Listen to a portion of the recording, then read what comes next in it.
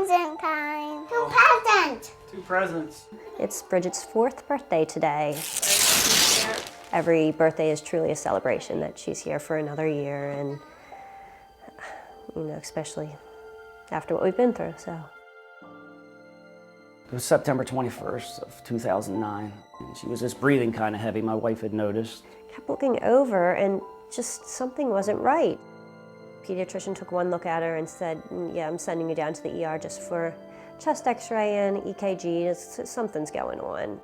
This technician was still putting the echocardiogram, still packing it up, and in came a stretcher, and they said, we're taking her to Johns Hopkins Children's Center where they can take care of her better, and she'll be in the intensive care unit. Before that, she might have had an ear infection one time. She was a perfectly healthy child. You have no idea what could be wrong with her. Activity. The results of the biopsy did come back conclusive that it was a viral myocarditis. It wasn't something she was born with, it was just a random virus attacked her heart. Some people get the same virus, they get a runny nose, nothing more. Other people get it and develop cardiomyopathy or myocarditis from it. They split the kids into 3 categories. Kids who have this, about a third of them will recover on their own completely fine. There's a third that, medication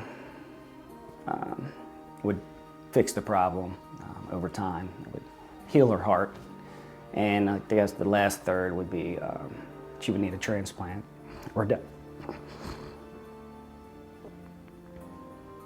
Of course, in our head, we're like, okay, she's going to fall into the first category and she'll be perfectly fine, she'll recover on her own. That's not what happened. The first time we were there, we were in there for a month, and then we came home on medications, hoping things would get better. I think we were about 4 months out from her diagnosis at home, and she ended up turning blue, and I had to call 911, and we took her back to the hospital. So then we were there to stay. It was pretty clear to us that this heart function wasn't going to recover, and that really our best chance for her was a heart transplant. We really wanted her heart to get better, and it just didn't. And here you are at Hopkins, you have the top doctors in the world, telling you that your daughter needs a heart transplant. You have to listen. As much as you want to be optimistic, it was time, so. They say she could be on the list one day, she could be on the list 1 year. The phone rang, and I, hello, and it was the transplant coordinator. And she said, we think we have a heart. We waited, it was a relatively short amount of time. It was maybe 6 weeks. She actually got her heart on March 7th. She was at the top of our list, and we feel very fortunate that not only a good donor, became available, that Bridget was also, had been kept healthy enough to get that donor.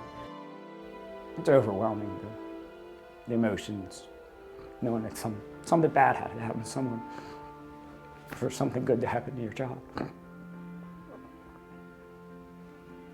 Within days, she was up and walking around, and a mere 8 days after her heart transplant, Bridget walked out of the hospital on her own. Good job. It's great to see her doing so well and see her thriving with her new heart, and I'm hoping that we have many more birthdays. Well, I guess every birthday, every day actually is special to us. I guess being in Johns Hopkins Children's Center, we learned to live the moment. You live each and every second of the day. You never take anything for granted. 2 years ago, on this day, Bridget wasn't allowed to leave the house or be around people. How nice that 2 days ago we had a house full of people and sang happy birthday, and she's full of life and she's just so happy, and so what a difference. That was beautiful.